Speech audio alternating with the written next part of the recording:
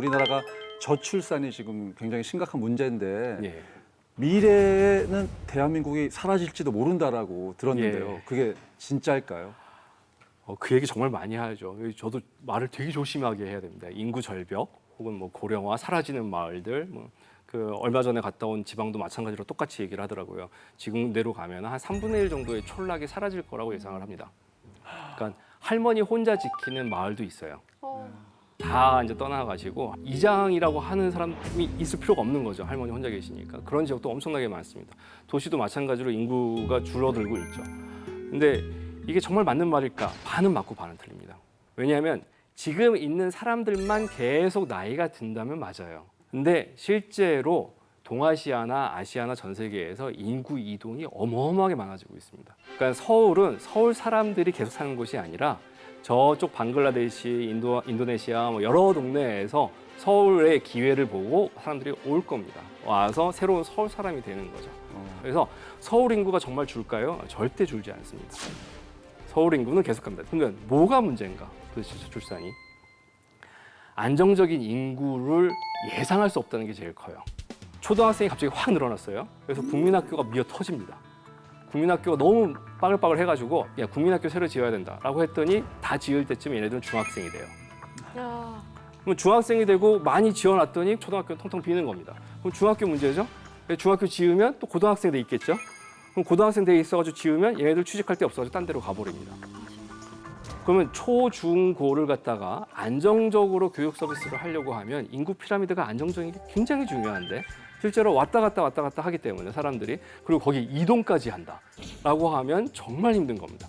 그래서 청소년들이 움직이고 그다음에 일자리 때문에 이렇게 여기저기 도시를 떠돌아다니는 그런 역동 속에 놔두면 정부가 국민들을 위한 의료 서비스, 교육 서비스 이런 것들을 하기가 너무너무 힘들어져서 그것들을 예측하기 위한 그런 하나의 정치적인 그런 도구들이 필요한 거죠. 그래서 가족 계획도 있었고요. 그리고 지금의 통계도 있고 그렇습니다. 저출산을 극복하려고 굉장히 많은 정책들이 생겨요. 근데 그때마다 제가 드리는 말씀이 뭐냐면 저출산이 왜 생겼을까요? 라고 하면 사회적인 힘듦, 어려움 때문이에요. 지금 사회가 안 좋으니까 저출산인 거거든요. 그런데 마치 저출산 때문에 사회가 힘들어진 것으로 포장을 해요. 그건 아닙니다. 그러면 저출산을 갖다 극복을 하겠다라고 하면 출산 정책이 문제가 아니에요. 사회 정책이 문제인 거죠. 사회가 힘들어서 저출산이라는 현상들을 갖다 만들어내는 것들을 갖다가 끊어야 되는 거지. 어떻게 하면 아이를 많이 낳게 할까? 이거 고민한다고 해서 되는 게 아닙니다. 실제로 저출산의 문제를 남성에서도 풀 수 있는 거고요. 남자들이 일자리가 되게 쉽게 구할 수 있고 그러다 보면 결혼도 빨리 할 수 있고 그러다 보면 아이도 빨리 낳을 수 있고 이런 거죠. 전 사회적으로 풀 문제지 저출산이 단지 여성의 문제 그리고 그것 때문에 벌어지는 사회 문제다라고 생각하면 안 되는 겁니다. 이게 오른쪽으로 쭉 가로축이 연령입니다. 그래서 저 왼쪽에 있는 축이 0세고요. 그다음에 가면 갈수록 커서 이제 100세까지 이제 잡았습니다. 그리고 위 아래로가 뭐냐면 나가고 들어오는 사람들을 갖다가 순으로 집계를 한 겁니다. 그래서 위로 올라오면 인구가 온 거고요. 아래로 내려가면 인구가 나간 겁니다. 자, 그러면 지금 이게 지금 17년 동안 누적한 그래프인데 서울은 17년 동안 20대가 계속 증가합니다. 엄청나게 많은 20대가 꾸준히 서울로 계속 오고 있는 겁니다. 지금도 그렇습니다. 그러면 새로운 20대들은 계속 끊임없이 오고 30대가 되면 밑으로 쭉 빠지죠. 예, 경기도로 가는 겁니다. 옆에 보면 경기도의 그래프가 있습니다. 경기도는 어마어마한 사람들이 계속 오고 있는 거죠. 자, 그래서 20대는 서울을 바라보고 삽니다. 전국에서 전부 다. 그리고 서울은 20대의 블랙홀이에요. 지금도. 굉장히 많은 서울 인구들이 그 20대를 위주로 움직입니다. 부산은 20대가 17년 동안 계속 빠지고 있습니다. 대구도 미약하게나마 계속 빠지고 있는 중입니다. 반면에 이제 광주는 스케일을 갖다 좀 이렇게 낮춰보니까 그렇긴 한데 실제로는 점점 그 폭이 세집니다. 서울이라는 이제 블랙홀로 이제 온다라고 볼 수 있는데 부산에서 20대가 계속 서울로 가면 부산 친구들 중에 상당 부분은 서울에 와 있는 거죠. 부산에서 나간 20대들은 새로운 부산의 20대를 끄는 통로가 됩니다. 형 만나러 가고 하면서 계속 서울로 가는 연습들을 하는데 그때 어느 순간 갑자기 형이 일자리를 갖다 딱 줬다라고 하면 정착이 되는 겁니다. 그러면서 또 서울로 또 끌고 이런 식으로 가는 겁니다. 그래서 지자체 입장에서 보면 20대를 어떻게 잡을 수 있을까가 굉장히 중요한 키입니다. 저 선생님 죄송한데 저희 커피숍 가셔야 되거든요. 두 분 계속 너무 대화하셔가지고 갔다 오세요 두 분. 예. 뒤에서 너무 대화를 하셔가지고. 계속 서울로 가는 연습들을 하는데 그때 어느 순간 갑자기 형이 일자리를 갖다 딱 줬다라고 하면 정착이 되는 겁니다. 그러니까 전 78년생이고요. 네. 말씀하신 70년 마지막 생인데요. 저도 시골에서 마산에서 상경을 했어요. 네. 20대 때 상경을 해서 지금까지 자리 잡았는데 말씀하신 것처럼 서울에 자리 잡지 못하고 예. 결국 밀려서 인천 예. 그리고 지금은 경기도에 있습니다. 예. 말씀하신 게 너무 공감이 돼서 그대로네요. 예. 네, 이분이. 아, 그대로인 분들이 많습니다. 예. 그렇게 해서 지금 느끼고 예. 있고 또 초등학생 두 자녀를 예. 키우고 있어요. 예. 그러다 보니까 더 공감이 돼서 예. 계속 뒤에서 공감된다고 말씀드렸던 것 같은데요. 네. 그래서 그랬습니다. 예, 네, 그렇습니다. 요 두 장의 피라미드가 정말 중요한 이슈 중에 하나입니다. 10년 터울 정도 되는데 양쪽을 갖다 비교를 해보면 대치동은 똑같죠. 네네. 이 삐쭉 튀어나오는 게 엄마들, 아빠들일 거고 아래쪽이 자식들일 겁니다. 완전히 이렇게 됩니다. 이게 지금 위기라고 그랬죠. 이렇게 되면 난리가 난다고. 쭉 올라가면서 초등학교 위기, 중학교 위기, 고등학교 위기 쭉 갈 거라고 얘기를 말씀을 드렸어요. 근데 전혀 위기가 없습니다. 위기가 없는 게 똑같기 때문에 그래요. 그 얘기는 뭐냐면 그 다음 장면인데 자, 이주도입니다. 예, 이때 있던 친구들은 다 나갔어요. 그리고 새로 같은 나이대가 계속 들어오고 있는 겁니다. 그러면 끊임없이 학원 가다 보니까 학생 연령대들과 그 부모 연령대들은 대치동으로 들어오고 교육이 딱 끝나면 나가는 거죠. 그래서 그 지역은 언제나 중고등학생들이 엄청 많고 중고등학생들의 어머니들이 있고 나머지들은 끊임없이 움직인다는 겁니다. 자, 도시가 발전하려고 하면 안정성이 필요해요. 연령의 안정성이 필요합니다. 도시는 언제든지 일할 사람들이 계속 있어야 돼요. 그걸 거꾸로 사람의 입장에서 보면 나는 일할 수 없을 때 여기를 나가야 된다는 겁니다. 끊임없이 이 도시가 젊은 인구로 유지가 된다는 얘기는 젊지 않은 인구는 알아서 나가고 있다는 얘기예요.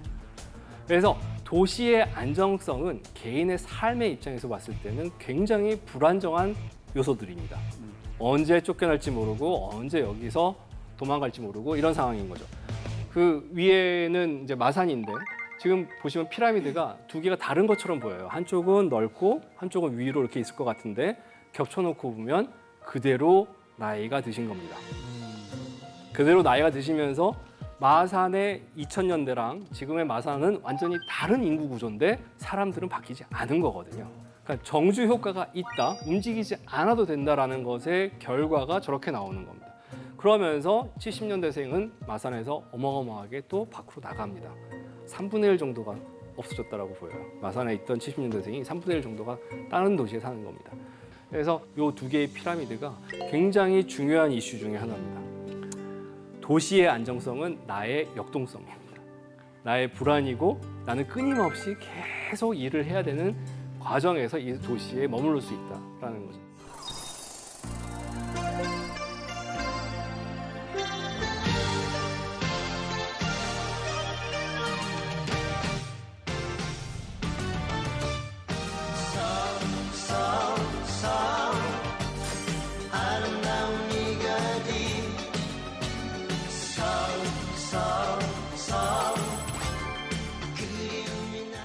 그러면 노인들을 위한 도시는 없는가? 라는 게 이제 하나의 테마가 될 수 있어요. 그래서 노인들을 위한 도시, 도시에서의 생산력이 없어지는 노인들은 어디서 어떤 식으로 살아야 되는지에 대해서 사회적으로 답을 해야 됩니다. 경제적으로는 어쩔 수가 없습니다. 그냥 밀려납니다. 집값, 인건비, 물건값이 높아야 사람들, 물건들이 도시로 온다고 그랬어요. 그 얘기인 즉슨 높은 집값을 감당 못하고 받는 인건비만큼 그 노동의 가치를 갖다 제공하지 못하는 그런 노인분들 같은 경우에는 밀려날 수밖에 없는 거죠. 지금 청년 지원한다고 해가지고 좋아하실 게 아니에요. 청년분들은. 여러분들 10년 뒤면 청년 아닙니다. 그러네. 예, 여러분들한테 갈 청년 지원 다 사라질 겁니다. 그 다음 세대가 받아요. 끊임없이 젊은 세대들한테 지원을 해주는 것뿐이지 나를 평생 지원해주겠다는 건 절대 아닙니다. 대도시는 중간 계급이든 아니면 젊은이든 국가적으로 아니면 사회적으로 지원받는 모든 시스템이 생산력에 맞춰져 있습니다. 생산하지 않는 사람들한테는 점점 힘들어지는 도시가 서울이다. 그래서 도시 외곽에 살면서 이 발전하는 서울을 갖다 즐길 수 있는 상태가 되는 게 제 꿈이에요. 그러니까 도시에 계속 머물 자신은 없고요. 솔직히 여기서 엄청나게 싸워야 되는 건 나이 들면 들수록 힘들어지는 거니까 주변에 머물면서 계속 움직이면서 발전된 서울의 모습을 갖다 볼 수 있는 것만으로도 굉장히 행운입니다. 그 문화적으로 소비할 수 있으면서 주변에 사는 것, 이게 정말 제일 좋은 다양한 선택지가 될 겁니다. 우리나라가 노인뿐만 아니고 보면은 이제 굉장히 많은 사람들이 그 집값 때문에 자의반 타의반으로 이사를 많이 하잖아요. 이게 우리나라만 그런 건지 아니면 이것도 역시 해외에서도 또 이런 사례가 있는 건지. 우리나라가 엄청 심각하죠. 예. 많이 심각한 예, 거예요. 엄청 심각합니다. 예. 제가 7년 동안 5번 이상 이사를 했거든요. 평균을 갖다 굉장히 낮추시고 계시는데, 예. 근데 그게 역동성이라는 것도 돼요. 우리나라가 발전한 거는 일자리가 있는 곳에 사람들이 끊임없이 움직였기 때문이에요. 자, 울산, 포항, 야, 새로 이제 기계 만들었으니까 일하자라고 해가지고 사람 구합니다라고 하는데 사람들이 안 움직여봐요. 기계 옆에서 계속 노동을 해야 되는데 그 기계로 사람들이 안 온다라고 하면 그러면 말짱꽝인 거거든요. 그러니까 끊임없이 일자리가 있는 곳에 사람들이 움직였기 때문에 가능했던 거고, 그 움직인 것이 오히려 정주 효과를 갖다가 안 좋게 바꾼 겁니다. 그래서 사람들은 괴롭죠. 매년 이사 다니려고 하면 엄청 괴로운데 그 결과 도시는 발전하고 있는 아주 역설적인 환경인 거죠. 그러다 보니까 이제 선생님 월세 인구가 좀 많이 느는 것 같아요. 제가 보기에. 예. 저 역시도 지금 월세를 살고 있고 앞으로도 월세를 살 생각이거든요. 죽을 때까지 저는. 그게 편하더라고요. 저는 이제 막 약간 유목민 같이 이렇게 저는 이게 이동하면서 사는 게 좋더라고요. 예, 통장의 이자가 월세보다 비쌀 때는 그게 가능할 수도 좀 있을 텐데요. 까먹은 것도 많은데요. 예. 많은 분들이 이제 집을 사다 보면 많은 빚이 또 생기잖아요. 예. 그래서 우리나라 특히 이 서울 쪽에 월세 인구가 많이 느는 것 같은데 이건 앞으로도 또 이렇게 계속 진행이 될까요? 어떨까요? 예, 많이 진행이 될 겁니다. 그러니까 서울에 계신 분들은 주거 문제는 더 열악해질 거라고 예측을 해요. 왜냐하면 서울 밖에 사는 사람들이 서울 집을 살 환경이 점점 더 높아집니다. 자, 옆에 어마어마하게 많은 중국 인구, 그중에 0.1%가 서울에 세컨하우스, 별장을 갖다 갖는 게 유행이 돼버리면 그러면 그 충격을 감당할 수 있는 주택 시장은 아닙니다. 예. 근데 중국만이 아니라 일본 아니면 동남아 여기저기서 서울의 집은 서울이란 풍경 자체가, 서울이란 공간 자체가 워낙 매력적이다 보니까 올 가능성이 있어요. 그렇게 되면 서울에 사는 사람들의 의지랑은 전혀 상관없이 빈집이 많음에도 불구하고 집값은 올라갑니다. 이게 서울에 대한 이야기를 갖다 제가 드리는 게 아니라 이미 런던, 파리, 베를린 다 겪고 있는 문제예요. 분명히 현지인들은 집이 없어가지고 굉장히 힘든데 빈집은 늘어나요. 빈집이 많은데 들어갈 수 있을 만큼 값이 싸지지는 않아요. 집을 놀려도 되는 외국인들이 샀기 때문에 그래요. 전 세계에서 우리나라의 지금 경험을 미리 한 국가들, 도시들이 많다라는 거예요. 네. 그럼 그 도시들의 실패담, 성공담들을 갖다가 한국, 서울에 맞게 어떻게 바꿀 것인가에 대한 연구를 해야 되는 거죠. 지금처럼 외국인들이 집을 사기 시작하면서 정작 서울에 사는 사람들이 집을 사기 힘들어질 만큼 집값이 오른다. 그러면 어떤 정책을 우리가 필 수 있을까를 고민을 해야 되는 거죠. 근데 우리나라가 예. 특히나 이 부촌의 형태가 예. 다른 나라와 달리 특수하다고 들었었거든요. 그래요? 근데 도대체 어떤 게 특수한 건지를 아, 몰라서요. 강남은 아주 부촌은 아니에요. 강남 최고 아닌가요? 제가 생각하기로. 보통 전 세계적인 대도시에서 부촌은요 안 보입니다. 아, 부자들이 자기가 사는 것들을 대중에 노출하려고 하지 않습니다. 맞아요, 예. 맞아. 그리고 부자들이 어떻게 사는지에 대해서 우리나라처럼 재벌이 등장하고 드라마에 등장하고 뭐하고 이런 게 거의 없어집니다. 예, 거의 없어지고 대중들의 도시, 대중들의 대도시처럼 느껴지게 만들어요. 그런 면에서 아직 우리나라는 부촌이 막 형성되는 시작인 거고, 형성되기 시작한 거고, 실제로 부촌이 형성됐다라고 볼 수는 없습니다. 그럼에도 불구하고 강남은 정말 돈이 많은 도시입니다. 많은 지역이에요. 그래서 강남 사람들도 강남에서 돈을 쓰지만 강남 사람들이 아니지만 강남에서 소비를 합니다. 서울시에서 돈이 계속 돌게 만드는 바퀴 역할을 하는 거는 강남 쪽이 됩니다. 강남 쪽에서 끊임없이 돈을 갖다가 많이 쓰게 되면서 굴리는 거죠. 그럼 강남이 왜 그렇게 발전하게 되고 예. 또 땅값이 왜 그렇게 올라가게 됐는지 그 계기가 있을 것 같은데. 예. 궁금합니다. 이거는 거의 뭐 한국 현대사를 써야 되는 내용인데 1960년대 그 지도를 보면 거기 모래밭이었어요. 그 양재천이 이렇게 막 흘러가가지고 아래는 모래입니다. 강이에요. 강 위에 지은 그 아파트예요. 예전 같으면 풍수지리의 최악입니다. 집 밑으로 물이 계속 왔다 갔다. 네. 근데 강남이 풍수지리로 그렇게 좋은 지역은 몇 군데 없었어요. 나머지는 다 구릉지인 거거든요. 강남에는 언덕이 엄청 많았습니다. 언덕이 엄청 많고 언덕이 많다는 얘기는 논이 들어가기 힘들다는 얘기고 논이 들어가기 힘들다는 얘기는 거부가 만들어지기 힘들다는 얘기고 그럼 부자들이 살기 힘든 동네가 강남입니다. 그래서 강남은 밭이 많고 그다음에 모래가 많기 때문에 뭐 땅콩이라든지 이런 서류들이 많고 여러 가지 장사들을 하면서 강남이 큽니다. 그런 면에서 강남은 예전부터 생각하는 길지는 정말 아닙니다. 정말 아닌데 이게 산업화 시대에 넘어오면서 농촌이었던 강남을 도시로 바꾸는 방법에는 되게 여러 개가 있었습니다. 일단 도로 깔아야 되고요. 그다음에 건물 깔아야 되고 그다음에 상수도 하수도 해야 되고 여러 가지 도시 기반 시설을 갖다가 깔아야 됩니다. 그러면 그 돈을 누가 낼 것인가라고 보면 거기에 땅을 사는 사람들의 돈을 조금 걷어서 그 돈으로 깐 겁니다. 그러면 누군가 그 집을 사야 돼요. 그 네. 땅을 사야지만 돈을 갖다 좀 모아서 도로로 하는 거죠. 그럼 정부는 어떤 식의 얘기를 해야 되는 거냐면 지금 허벌판인데 네가 집을 사면 땅을 사면 내가 그 돈을 모아서 도로를 놔줄게. 도로를 놔주니까 여기는 땅값이 올라갈 거야. 라고 홍보를 할 수밖에 없어요. 계속 여러 가지 얘기를 합니다. 그래서 심지어 뭐까지 나왔냐면 땅을 사라. 그리고 땅값이 안 오르면 내가 다시 돌려줄게. 정부가. 이런 토지 증권까지도 팝니다. 네, 실제로. 내가 올려줄게. 확실히 올려줄게라는 사인을 갖다가 보내는 거죠. 그러면서 그중에 제일 결정타는 경기고등학교를 포함한 서울에 있는 중요한 고등학교를 이쪽으로 옮기면서 강남으로 옮기면서 많은 그 인구들이 이제 강남으로 가게 된 거죠. 땅을 갖다가 그 정부가 다 사가는 게 아니라 정부가 땅을 갖다가 반 정도 가져가요. 반 정도 가져가서 내가 100평 지주다라고 하면 50평만 정부한테 주는 겁니다. 그러면 50평을 갖다 정부가 가져가서 그중에 25평은 팔아요. 그걸 채비지라고 얘기합니다. 이건 팔면 그 돈으로 도로 놓고 하는 겁니다. 그러면 땅 가진 사람들 입장에서 보면 100평이었다가 50평으로 주는데 땅콩밭 모래밭이었다가 갑자기 금싸라기 땅이 된 거예요. 네.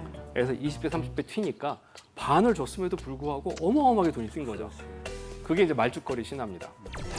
그래서 그게 70년대 내내 지속이 되다가 이제 그 지주들이 좀 달라지기 시작합니다. 뭐냐면 땅을 반을 줘야 되는데 이 땅이 얼마나 오를지를 알아요.